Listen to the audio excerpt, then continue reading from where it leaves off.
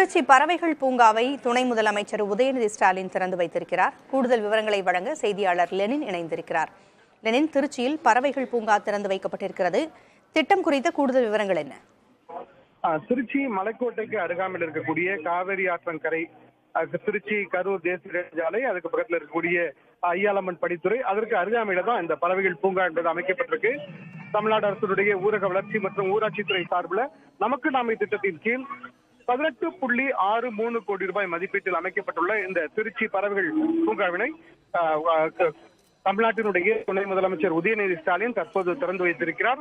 அதற்காக நடத்தப்பட்ட விழாவில் நகராட்சி நிர்வாகத்துறை அமைச்சர் கே நேரு தலைமை தாங்கினார்.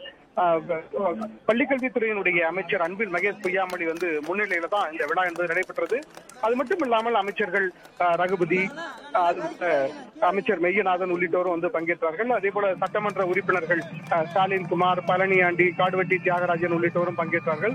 திருச்சி மாவட்ட ஆட்சித்தலைவர் பிரதீப் குமார், அதே போல மாநகராட்சி ஆணையர் சரவணன், மாநகராட்சி மேயர் அன்பழகன் உள்ளிட்டோரும் இந்த விழாவில் பங்கேற்றார்கள்.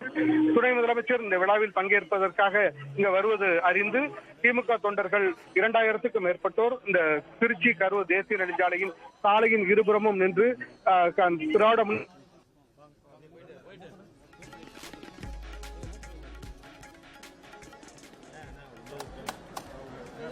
திருச்சியில் காவிரி ஆற்றங்கரையோரம் பறவைகள் பூங்கா அமைக்கப்பட்டிருக்கிறது.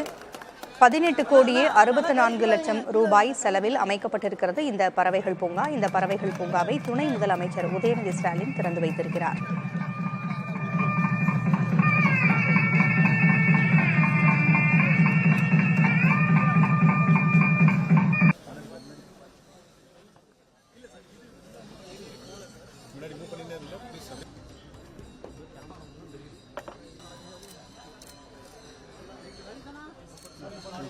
Bang.